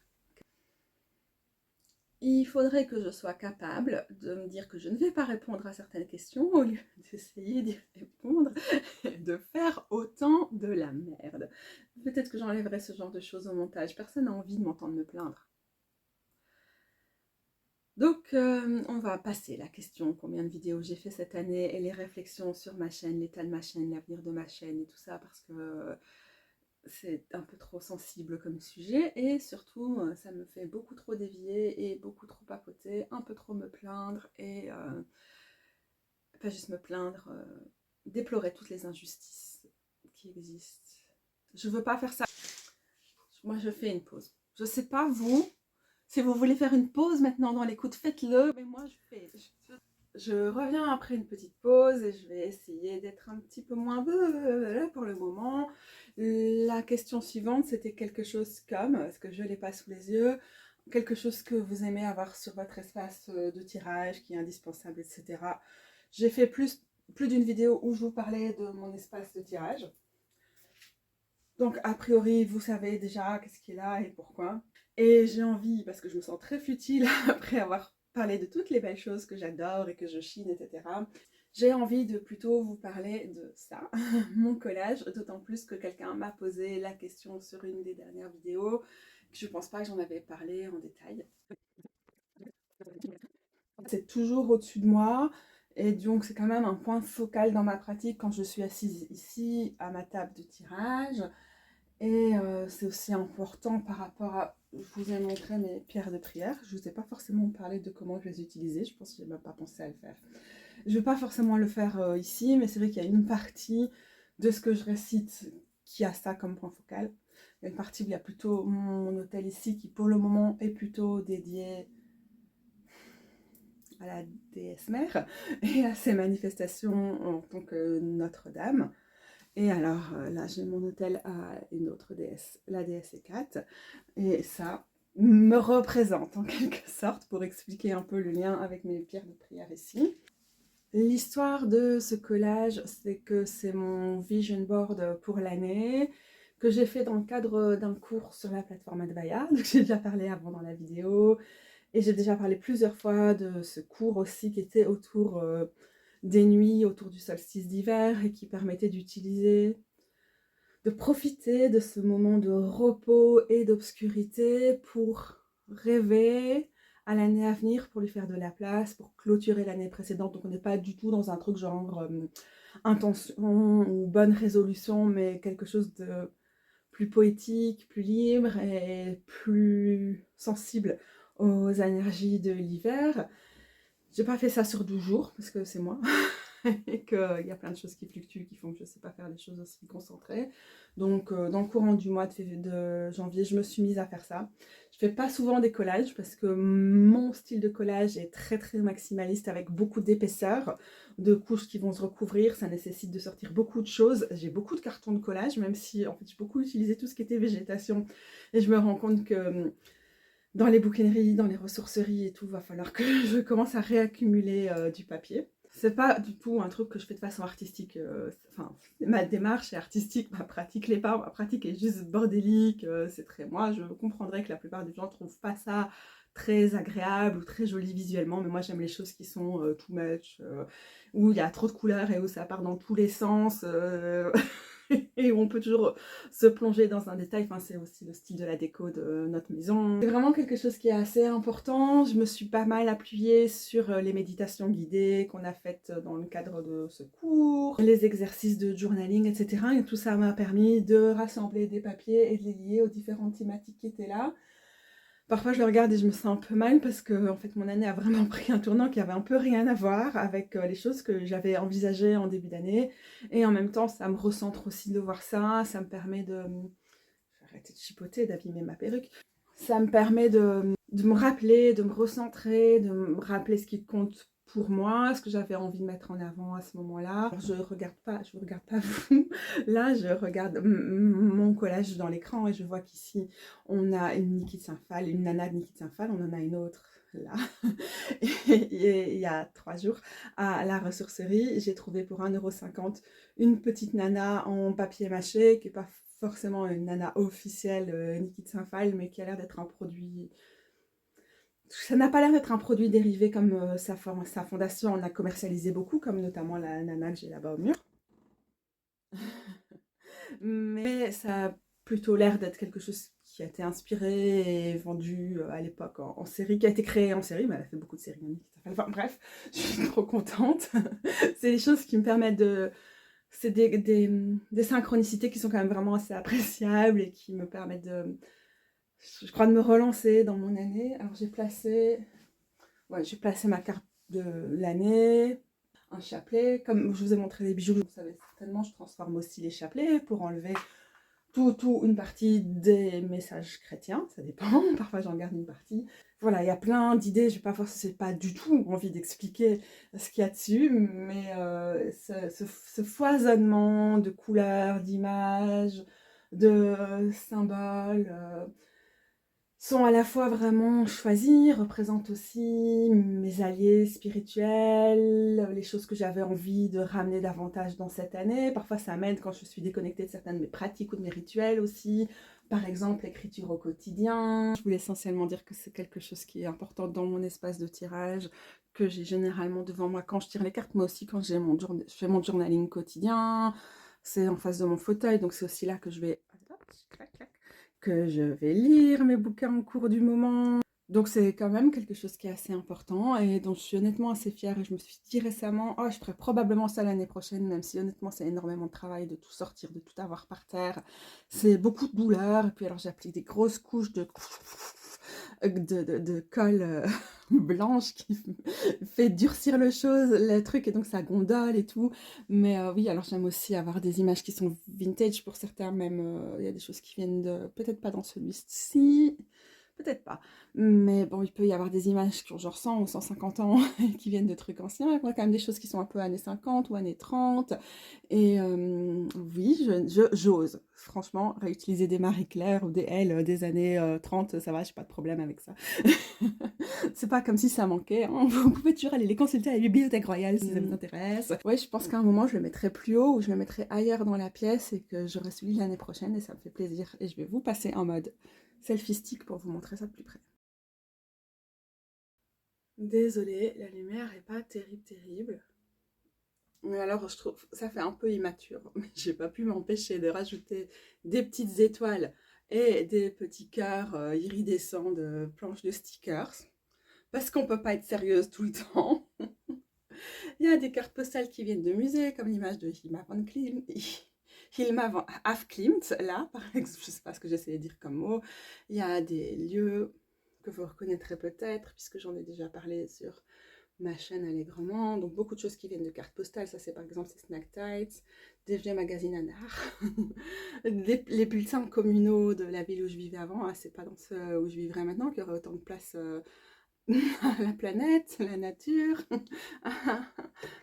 Le soleil au centre, ça vient aussi d'une pub d'alcool, je pense, d'un magazine des années 50 ou 60. Le portrait d'Audrey Lorde, ça vient d'une d'une artiste bruxelloise dont j'ai pas le nom, Rachel. Je le mettrai sur l'écran. Beaucoup de choses qui viennent d'un calendrier que j'avais eu il y a quelques années. C'était un calendrier païen. Allez, bon, c'est bon, on est parti, on arrête. Un jeu de tarot ou d'oracle qui fait office de doudou, qui m'apporte du confort cette année, qui est un espèce de jeu câlin, pour reprendre le terme utilisé en anglais. Je vais choisir de vous parler du Soul Tarot de Lindsay Mack, qui va aussi me permettre de répondre à une question suivante, qui est un livre sur le tarot que j'ai lu cette année et que je recommande. Pour les personnes qui me suivent déjà, on a un grand total de 0 surprise ici. Pour les personnes qui me suivent pas, c'est l'occasion de vous dire, parce qu'apparemment on oublie quand on nous le rappelle pas, que vous pouvez me suivre ou liker cette vidéo pour être sûr de ne rien louper et pour que l'algorithme se rappelle que vous aimez quand même bien quand je publie ce genre de vidéo. Et mon chat est en train de se frotter à ma table et de ronronner, ce qui fait le bruit et l'instabilité pour le moment. 0 surprise, pourquoi? Je l'ai déjà dit, c'était la collaboration parfaite pour moi, je l'ai dit même avant qu'elle soit annoncée. L'illustratrice Chelsea Granger, c'est l'illustratrice du magnifique oracle d'Earth James. Et Lindsay Mack est évidemment une de mes enseignantes du tarot préférée, une des personnes que je vais sans cesse citer sur ce sujet, puisqu'elle m'inspire énormément avec son approche du tarot, et donc en particulier dans mes séries de découverte des cartes, je vais beaucoup mentionner son travail. Donc, je l'attendais grandement, j'ai vu les premières images et j'étais nettement moins certaine, parce que j'avais du mal à comprendre ce qui avait été mis sur certaines des cartes, je ne les trouvais pas extrêmement lisibles. J'avais aussi l'impression, je crois, au cas où vous n'avez pas bien compris, là on part pour une mini-review qui va certainement durer au moins 10 minutes. J'avais aussi l'impression qu'en voulant extraire l'essence de la carte visuellement, on en limitait le sens, la portée, tout le spectre des significations possibles, mais aussi j'avais l'impression avec les premières images qu'on avait voulu vraiment simplifier au possible, mais qu'en fait il y avait beaucoup de choses qui n'étaient pas claires, qui étaient implicites et qu'on avait peut-être voulu trop simplifier au mépris de la compréhension des cartes. Et quand je vois certaines cartes, en réalité je le pense encore tout juste, encore un peu, même si bon, je vois celle-ci et je pense directement en pollinisation croisée, comment différents insectes participent à la reproduction des plantes. Bon, maintenant, à la période des narcisses, il n'y a pas non plus des tonnes d'insectes qui sont réveillés. Et on voit évidemment notre agent du compost, le ver de terre, donc c'est quand même assez intéressant, mais parfois c'est un peu compliqué malgré tout. Mais je ne pouvais pas m'empêcher de craquer pour ce jeu. C'est moi qui ai coloré les tranches, mais sinon je suis très contente de la qualité, j'aime beaucoup, j'aime le fait que les cartes soient assez épaisses, qu'elles soient plutôt grandes. C'est à la même maison d'édition que le Queer Tarot. Je dirais pas que c'est tout à fait la même qualité, mais plus ou moins. Et plus ou moins le même format aussi, et du coup c'est Hachette qui publie malheureusement. On préférerait ne pas donner nos thunes à Bolloré, c'est certain. Même si on est contente quand nos autoristes préférés de tarot peuvent publier d'une manière aussi large, ouais, c'est compliqué. On le sait. Bref, trêve de... pas de fatalisme, non, je suis juste dégoûtée. Je suis un peu... Comment? Trêve d'agacement antifasciste, parce que cet antifa est souvent fâché, et il y a de quoi l'être dans le monde dans lequel on vit. Et revenons à ce jeu, par exemple ça, le 9 de coupe, c'est une carte qui est aussi un peu difficile à lire. Alors, qu'est-ce que j'ai fait? Pourquoi ça match finalement? Laissez-moi tout vous dire. En fait, Lindsay Mack a quand même une approche du tarot qui est très particulière, que je connais depuis au moins 2020, et j'écoute son podcast, j'écoute pas très régulièrement, mais aussi, ouais, vous voyez, j'ai beaucoup à noter. C'est quoi ce bruit dehors? Mais aussi, j'ai suivi certaines de ses formations, qui je pense pas, elles sont encore disponibles à l'heure actuelle, parce que ça change tout le temps, et c'est devenu de moins en moins abordable, il faut le savoir, ce qu'elle stage, comme formation, etc. Mais à l'époque, ça allait encore. Et donc, je connais quand même vraiment bien cette approche. Et comme vous savez, ça informe beaucoup ma pratique du tarot. Donc, je ne vais pas revenir là-dessus. Il faut retourner dans mes anciennes vidéos pour voir à quel point, parce que je la mentionne très souvent. Donc, c'est très évident. Ah ben, ça, c'est la fille de ma voisine qui vient chercher ma voisine. C'est ça, ce tute. Et donc, du coup, il a fallu que je me dise, je ne vais jamais réussir à lire ce tarot avec le système de tarot un peu genre, on a une idée du Waite-Smith, du Rider-Waite-Smith, même si on l'a un peu adapté à sa sauce et tout, et puis on va se laisser influencer par les images, enfin, c'est ma façon de faire, c'est pas la façon de faire de tout le monde, ce que chaque jeu amène d'assez particulier, sa propre voix, etc. Et avec ça, on va comprendre. Et sinon, parce qu'il y a des cartes qui sont profondément réinterprétées. Par exemple, j'ai fait des petites notes. Non, mais j'ai tout noté à la main parce que je fonctionne comme ça. Et puis après, j'ai été tout encodé et imprimé. J'étais super consciencieuse. Ici, par exemple, les cartes dans le bouquin. Donc, pas là-dedans. Ici, elles sont dans l'ordre où elles sont rangées. Mais dans le livre Tarot for the Wild Soul qui va avec, les cartes sont rangées par groupe où on a une série de majeurs. Entre une ou deux et 4 ou 5, je pense. Entre 1 et 3 cartes de la cour des figures, et à chaque fois, le groupe de cartes qui va avec au niveau numérologique. Donc, par exemple, ici, les cartes pour la transition quand on est en voyage, on a celle-ci. J'ai noté à chaque fois les mots-clés qui sont les mots-clés choisis pour chacune des cartes, enfin les expressions. Dans l'autre bouquin, pas dans celui-ci, mais je les ai aussi notés à chaque fois. Franchement, je pense qu'il faut les deux pour que ça fonctionne, mais moi, je l'ai en audio.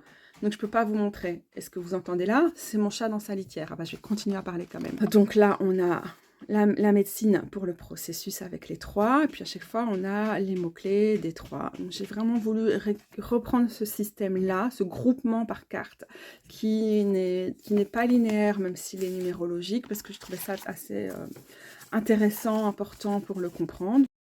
J'ai hésité, est-ce que j'allais noter ici, carrément, sur chacune des cartes, la petite phrase qui revenait avec, pour mieux la comprendre, parce que vraiment, il y a certaines cartes qui ont été interprétées différemment, et je trouve ça plus clair, plus lisible d'avoir ça, mais pour l'instant, je ne me suis quand même pas décidée à transformer mon jeu. Je me suis dit, quand je le mets dans un pochon, que je le trimballe quelque part, que j'ai pas forcément le livre audio qui est téléchargé sur mon téléphone, je peux quand même avoir ça dans ma pochette et juste, même si j'ai limite pas ça, avec ceci, retrouver la carte, et la phrase qui va avec, excusez-moi, on va aller ici la chercher. Mais là, pour la page de Pentacle, par exemple, c'est tendre la main pour rechercher du soutien. C'est pas forcément évident, c'est pas forcément une expression que j'aurais attribuée à n'importe quel valet de pentacle ou de denier, donc c'est assez éclairant et c'est pas forcément non plus ce que j'aurais compris en voyant cette image. Donc il faut au moins que j'ai tout de suite mes petits copillons avec moi, et ouais, en fait je considérais vraiment l'option de l'indiquer directement dessus. Pour moi, donc, non mais je reviens où j'étais partie il y a 20 minutes. Pour moi, ce que j'aime bien, c'est que je connais l'approche de Lindsay Mack. Je suis ravie de pouvoir me replonger dedans, de voir comment elle a évolué, comment... Qu'est-ce que j'essaie de dire? Que j'apprécie le fait que ce jeu puisse juste s'utiliser sans réfléchir trop, sans faire d'efforts d'interprétation, même au niveau intuitif, et juste en me disant, ok, je commence à connaître un peu la symbolique et pourquoi on a mis telle ou telle image pour dire telle ou telle chose, mais aussi je vais juste lire ce qu'a dit Lindsay Mack. Et puis je vais écouter la partie du livre audio. Qu'est-ce que j'ai fait? J'ai noté à chaque fois dans quel chapitre c'est et à quel moment dans le bouquin se trouve chacune des choses pour pouvoir les retrouver facilement. Est-ce que je me complique la vie? Bah, pas vraiment en fait. Parce que dans les livres audio, il n'y a que les grands chapitres, il n'y a pas les sous-chapitres. N'est-ce pas chiant? Ah, je corrige les fautes parce que j'ai mes rigidités en tant qu'ascendant vierge. S'il y a une faute qui n'est pas passée à l'editing, bah, je suis là pour le signaler. Donc en fait je fais ça, c'est pour ça que c'est mon jeu doudou, c'est pour ça que c'est le gros câlin, parce qu'en fait je fais pas trop d'efforts, je tire des cartes en mode carte de centrage, conseil pour rester aligné dans les prochains jours, ou pas trop décentré, retourner au corps, ou des choses comme ça. J'ai peut-être fait quelques tirages, mais je tire principalement une carte de conseil, de soutien ou quoi, avec laquelle je vais travailler un peu plus longtemps. Et qu'est-ce que je fais? Ben, j'écoute.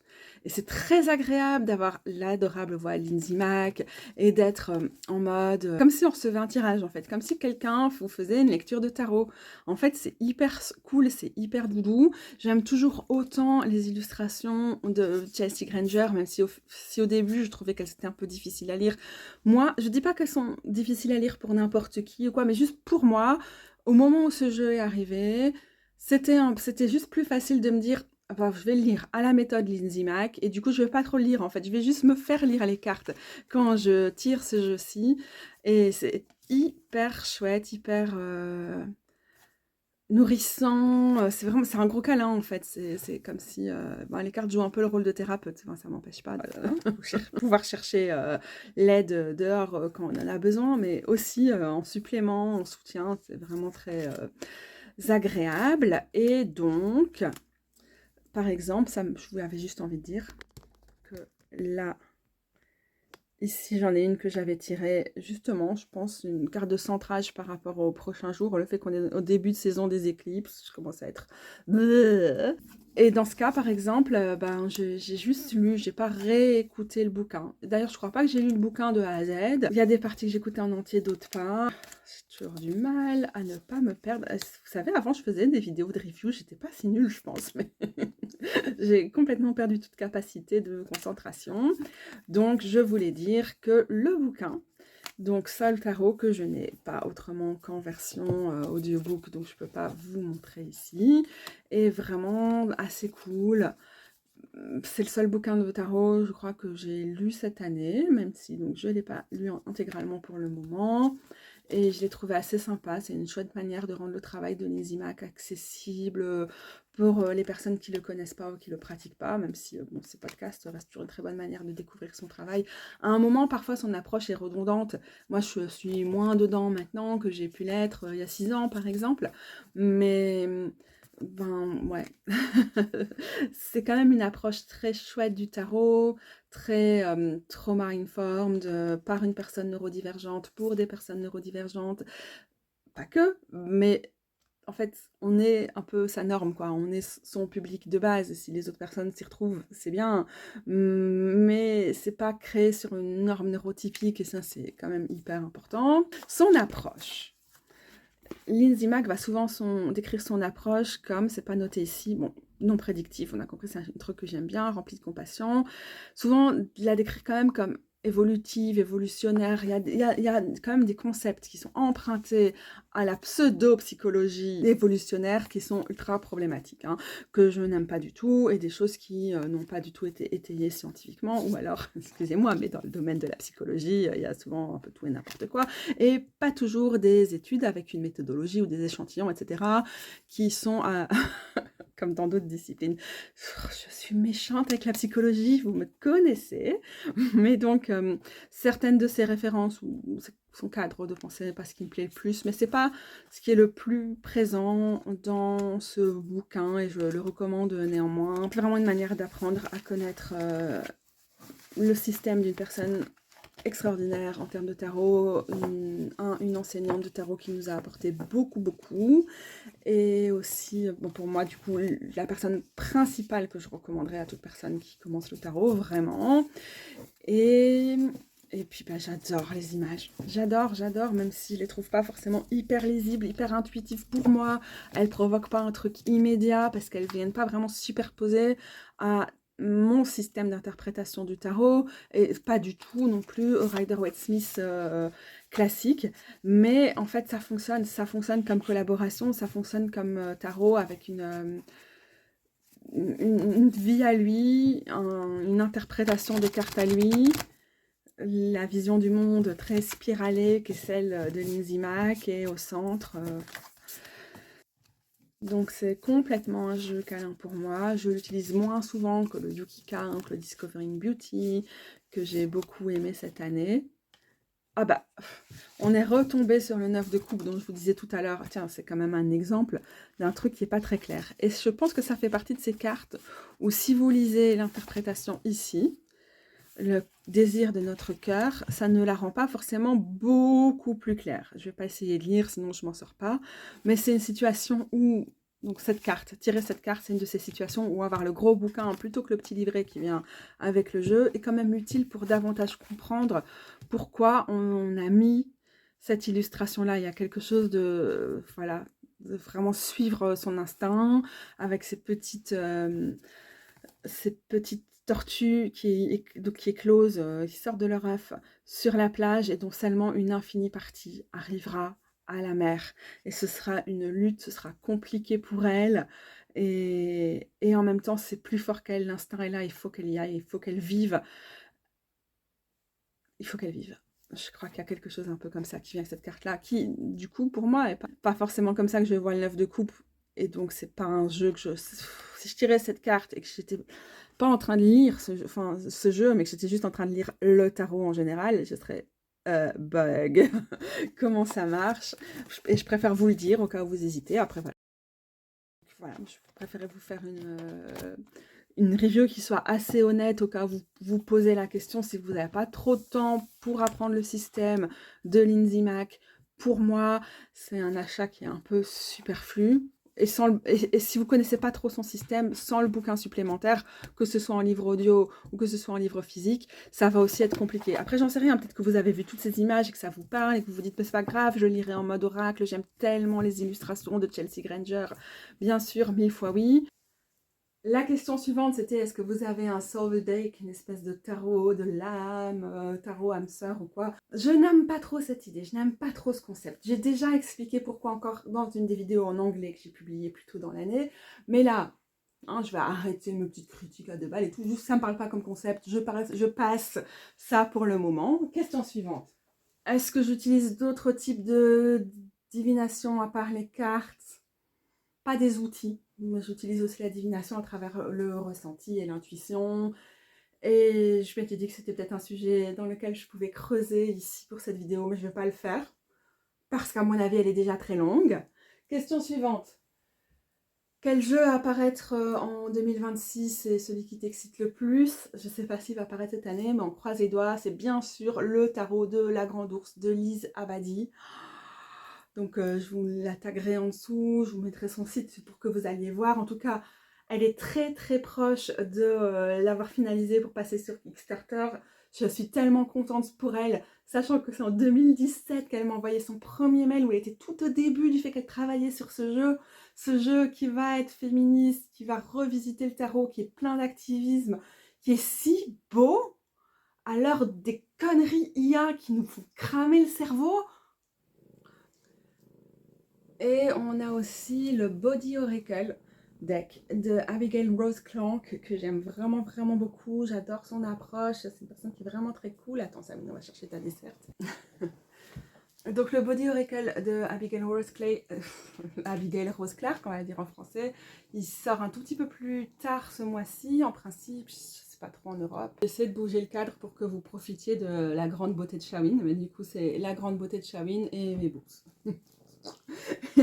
Et donc je disais que c'est de circonstances par rapport au thème que le Body Oracle deck de Abigail Rose Clark va être à mon avis formidable parce que franchement je vais pas me lancer maintenant dans une explication de son travail qui est très complet, qui est très spécial. Enfin si allez, elle a développé une méthode qui s'appelle Growl pour grow, rest sans doute, grow, rest, donc grandir, pousser, se reposer. Oh, il y a un truc qui est lié à l'observation, observe. Love, c'est pour le L, le dernier truc qu'elle a rajouté, et W pour... Ouais. I don't remember. Widen, je pense, pour s'élargir. Et c'est une façon d'appréhender tout le travail somatique.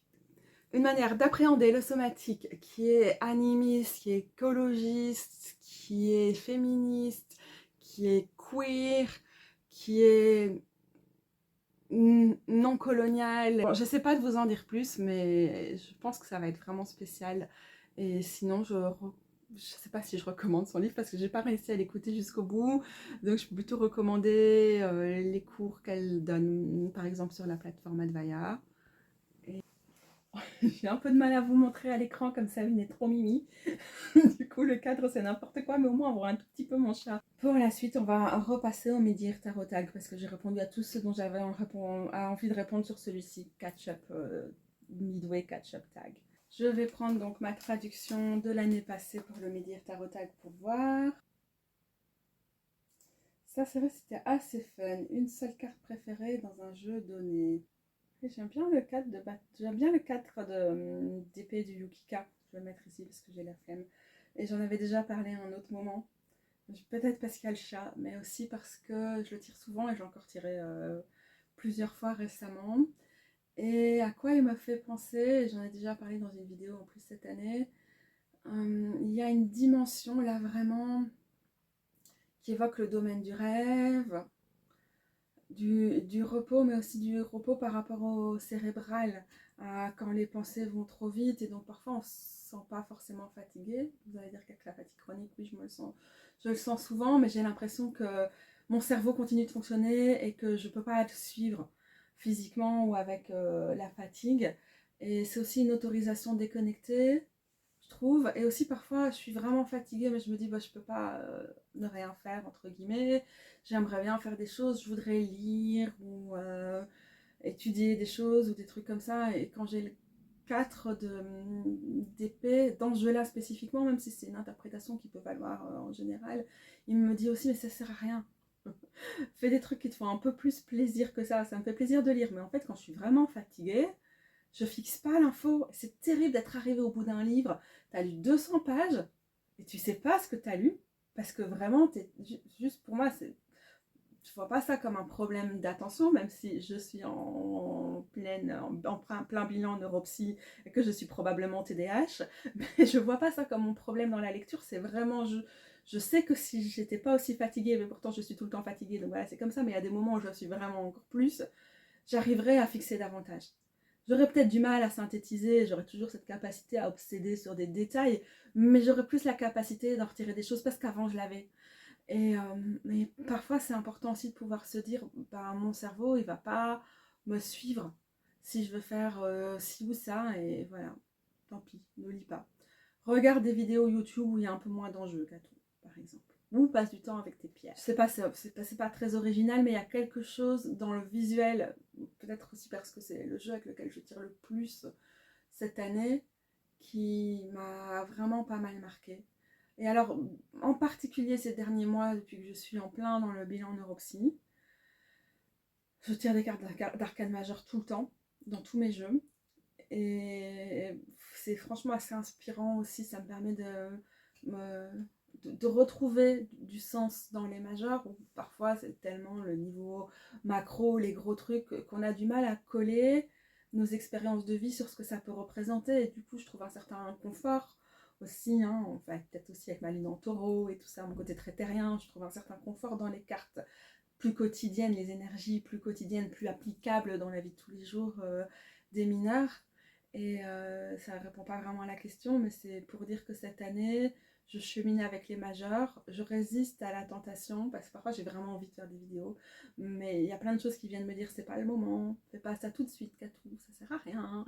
Mais je pense qu'au terme de ce cheminement, il y aura certainement des choses qui vont sortir au niveau créatif, que ce soit à travers l'écriture sur ces cartes ou des séries de vidéos ou quoi, probablement. Bon bref, je vais essayer de lire pour avancer davantage. La plus grande surprise. Je vais aussi répondre à celle-là.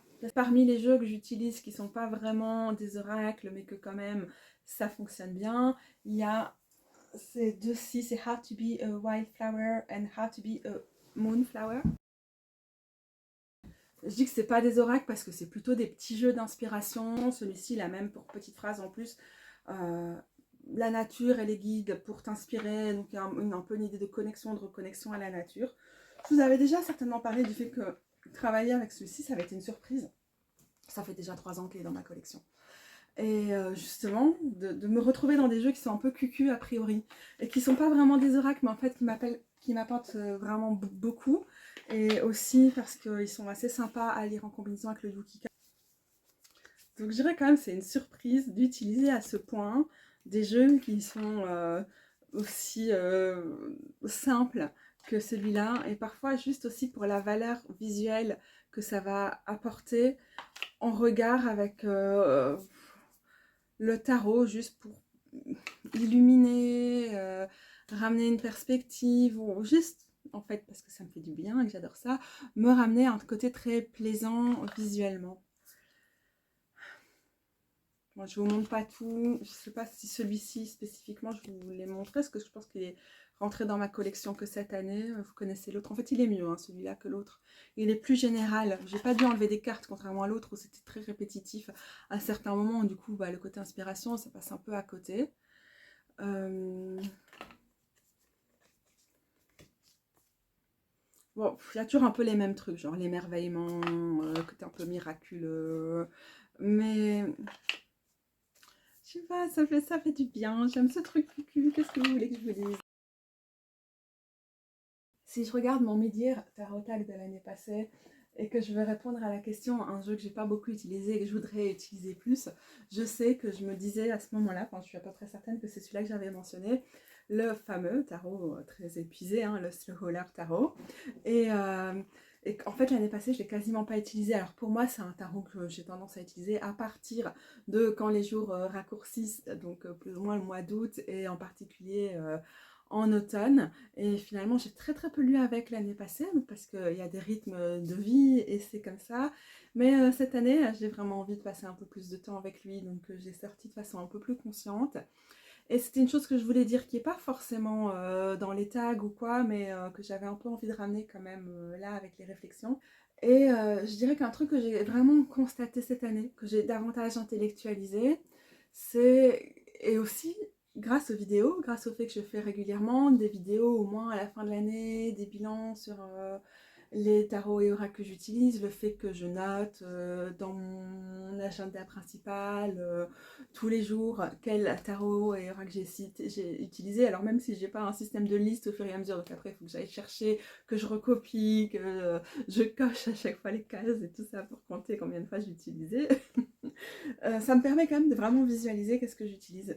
Aussi que je me rends compte qu'un truc qui était assez important pendant toute ces dernières années, j'ai trouvé dans toutes mes vidéos, genre mes 10 tarots préférés, tout ça que j'ai pu faire, plus au début des années 2020, et j'ai moins fait ces dernières années, mais quand même, c'est qu'en général, il y a des nouveaux tarots. Il y a des tarots qui entrent dans ma collection justement cette année-là, et qui marquent et qui laissent leur empreinte sur ma pratique.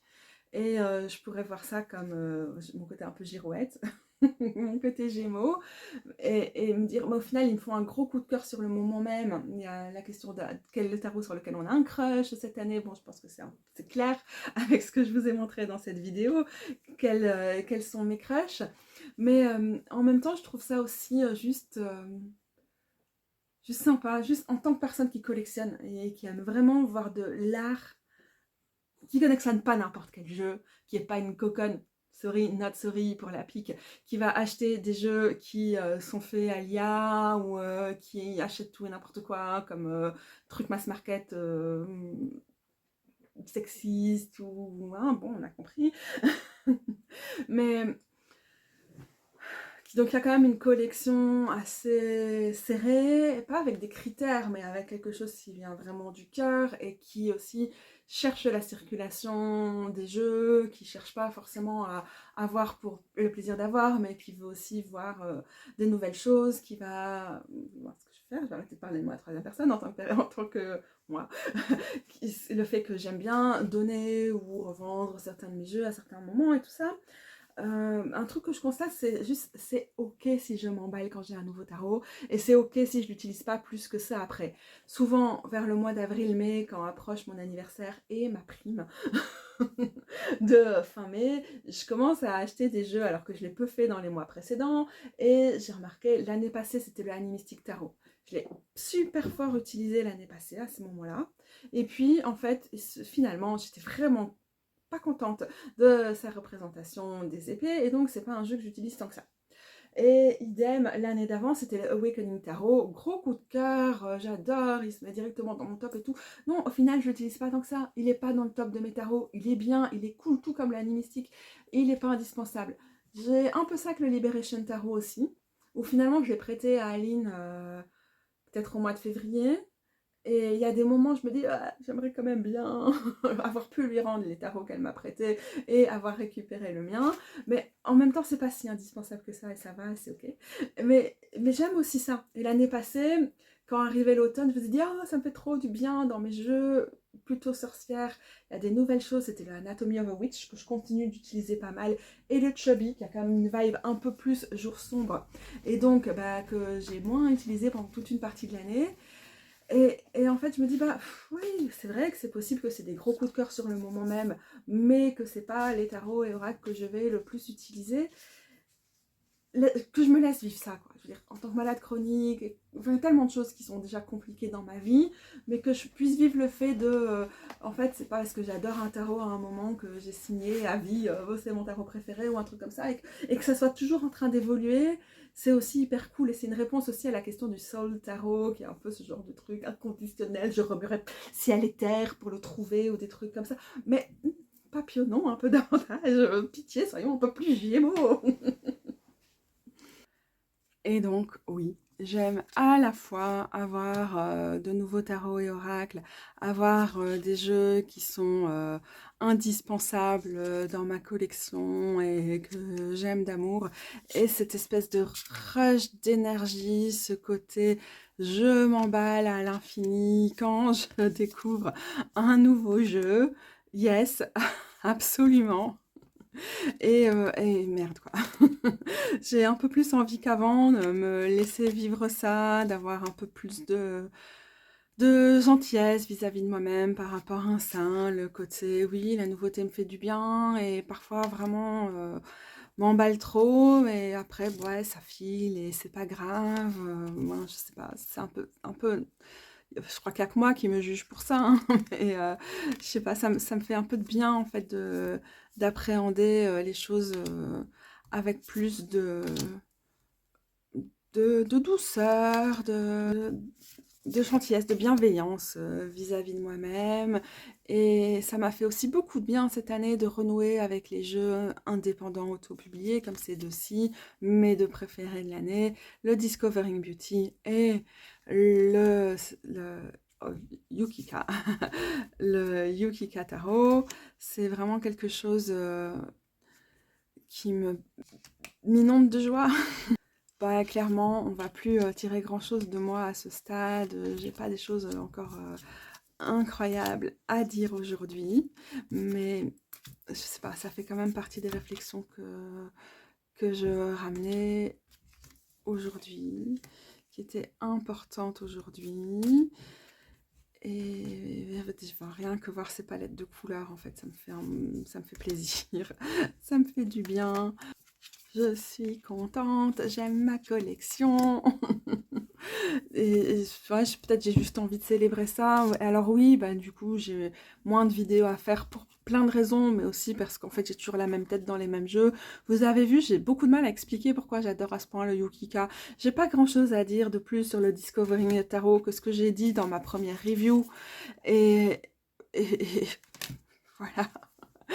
Il y avait une question à un moment sur qu'est-ce que j'ai envie de faire davantage comme vidéo cette année, et bah, en même temps voilà, c'était difficile et j'ai vraiment pas envie de me donner des objectifs parce que je n'arriverai pas à les tenir, mais si je devais me donner un objectif, si je devais essayer de rêver ce que pourrait être cette chaîne, je voudrais faire encore davantage le point sur la thématique qui est déjà une thématique hein, récurrente, celle de la neurodivergence à ce stade. Bah, je ne sais pas encore exactement quelles vont être mes diags, mais bon, c'est clair, vous le savez, parce que aussi ce sont mes proches, c'est mon parcours en termes de santé mentale et parfois de mauvais diagnostics ou non diagnostics ou de mauvaise médicalisation à travers les années. Ça, si vous me suivez depuis longtemps, vous connaissez toutes ces questions-là.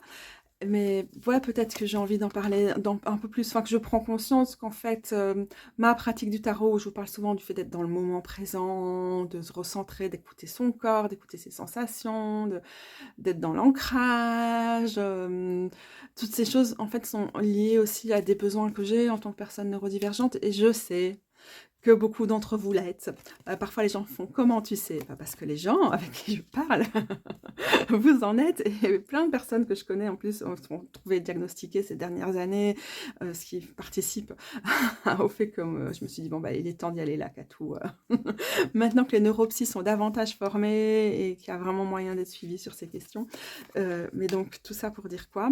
Oui, bah oui, je pars du principe, effectivement. J'appelle de mes voeux ma communauté. Et si vous n'en êtes pas, si vous n'êtes pas queer ou neurodivergente, vous êtes quand même bienvenue ici et c'est très bien, hein, décentrer votre manière de fonctionner et peut-être apprenez de notre façon chelou de fonctionner.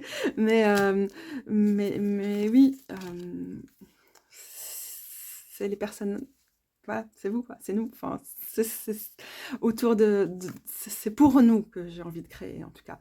Pas autour de ça forcément, mais je me rends compte davantage que c'est pour nous que je crée. Maintenant que suis sur le point peut-être d'ici quelques semaines de mettre un nom sur une partie de la myriade de facettes qui me composent, peut-être que j'ai aussi envie d'être un peu moins complexée, peut-être qu'il y avait encore un peu de ça quelque part. Et donc de centrer davantage, partager davantage, transmettre davantage, en étant ancré dans cette réalité qui est la mienne, m'embarquer et s'aimer dans ce sens-là. Ah, excusez-moi, mais en plus, je suis hyper inspirée par les cartes que j'ai devant moi. Je deviens très émue. Bon, vous voyez un peu ce que je voulais dire, en tout cas, au niveau de comment j'aime bien, comment ce jeu fonctionne avec les tarots. Je trouvais quand même qu'il fallait que je vous montre. Le Discovering Beauty qui a été un gros crush de début d'année, pour reprendre un peu les prompts là et continuer à répondre à ces questions. Est-ce que j'ai souvent fait n'importe quoi comme ça, moi? Non. Bon, finalement, je le trouve un peu moins... Je sais pas, je le lis avec un peu moins d'aisance quand même que celui-ci, je crois. Mais j'ai fait quelques gros tirages avec lui qui m'ont beaucoup... Ah, enfin, on a 2 fois le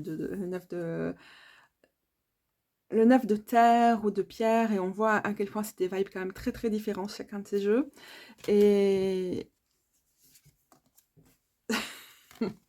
Excusez-moi, je trouve ça trop beau. Et oui, peut-être que ce contraste montre particulièrement bien pourquoi, je sais pas, peut-être, j'espère, c'est clair pour vous. Lui, le Yukika, c'est mon amour de cette année.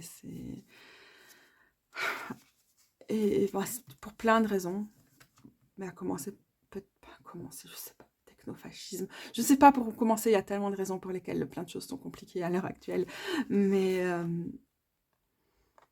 les choses qui nous font du bien, elles sont quand même importantes. Et ces tarots et le travail d'artiste comme celui-là et nos alliés spirituels et ne pas se détacher du reste du vivant et du reste de la nature, c'est plus que jamais important, je trouve. Yes, I'm off. Il est temps que j'y aille. On va plus tirer grand chose de mon petit cerveau fatigué. J'ai envie quand même de tirer.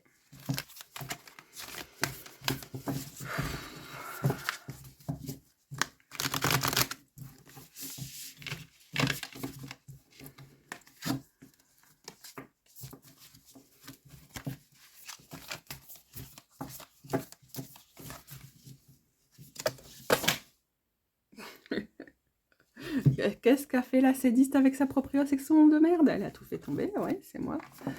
Oh, sois empli de joie. Est-ce que c'est pas justement une des choses que j'ai dit?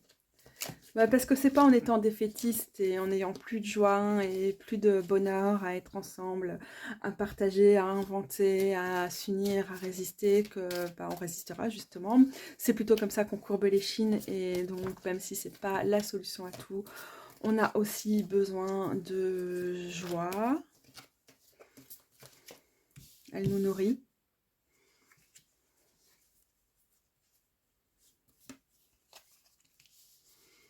Le roi de pierre. J'ai terminé aussi cette année mes séries de vidéos pour l'interprétation de pas mal de cartes, dont surtout donc l'arcane mineur et les figures. Et du coup, j'ai fait une vidéo qui pour moi était fort importante, hein, sur les rois et comment interpréter les rois du tarot. Et Le roi de bâton, je trouve, le roi de pierre, de pentacle, parle assez bien de tout ce dont on a parlé jusqu'ici. La connexion, être dans la transmission,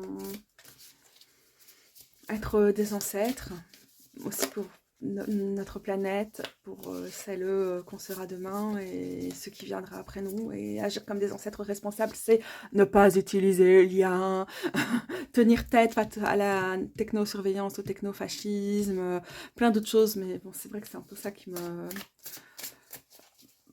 perturbe le plus, comme la plupart d'entre nous maintenant. Mais je trouve pas qu'il y a je trouve pas qu'il y a moyen d'avoir une position nuancée sur ce sujet, en fait. Il n'y a que moyen d'être contre l'IA. Sinon, on a juste plus qu'à abandonner notre créativité et à courber les chines, comme je disais tout à l'heure, à s'incliner, à pas plus voir plus loin que notre petit nombril ou comment on pense que nous, on va s'échapper. Alors que ce système rafle tout et que on va tenir ensemble.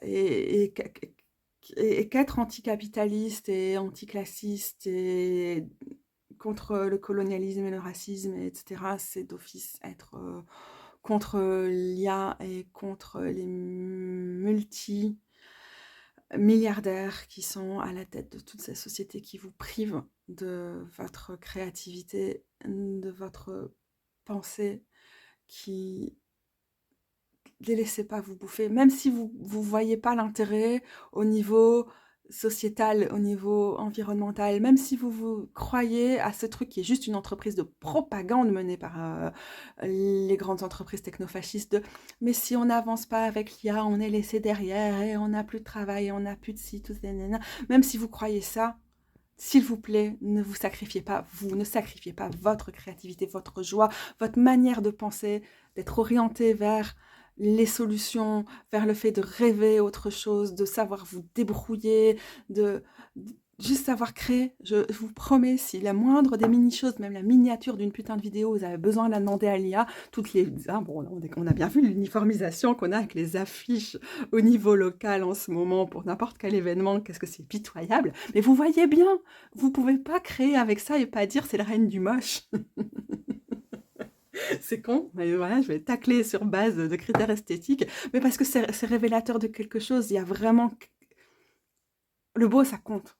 Ça compte parce que c'est ça qui nous mène vers les autres, pas le beau dans le sens les critères de beauté ou les normes sociales ou quoi, mais ce qui nous, en tant qu'humaines, nous mène à penser qu'autre chose est possible et qu'on ne se laisse pas avoir par toute l'amorosité, le fait qu'on veut nous faire croire qu'il n'y a pas d'alternative, qu'il n'y a pas d'issue.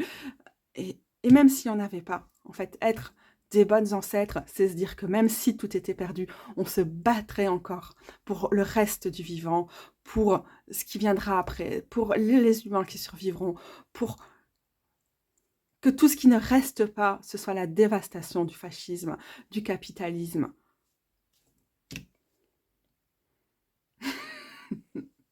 Ah, sorry, c'était plus fort que moi, je pense qu'il fallait que je parte dans ce genre de choses. J'avais trop ça sur le cœur, ça me soit vraiment...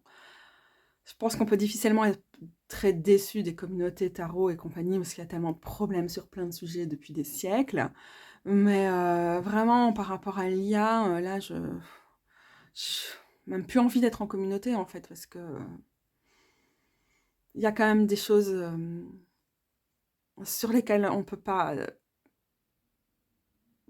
on est sans concession, on n'est pas, en fait. Et je parle pas des gens qui ont besoin de ça pour vivre, mais des gens qui font comme si elles avaient besoin de ça pour vivre, alors qu'en fait, c'est vraiment, ça sert que leur charlatanisme.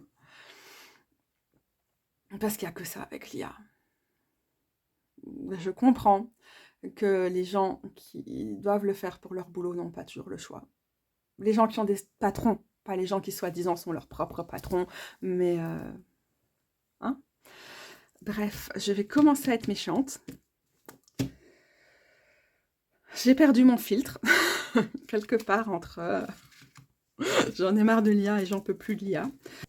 J'aurais très probablement pas laissé au montage ces longues dernières minutes contre l'IA et à essayer de semer un peu d'espoir et de résistance et à vous supplier de garder votre créativité parce que c'est pas juste. C'est pas juste écrire un truc sur le tableau et le partager ou dessiner quelque chose. La créativité, c'est dont on a besoin pour lutter contre ces systèmes qui veulent nous détruire. Je viens quand même en face caméra pour vous dire à très bientôt. Pas à très bientôt, je sais juste pas du tout quand, les gros bidous. Merci d'être là, merci d'avoir regardé cette longue vidéo. Courage à vous. Je vous adore.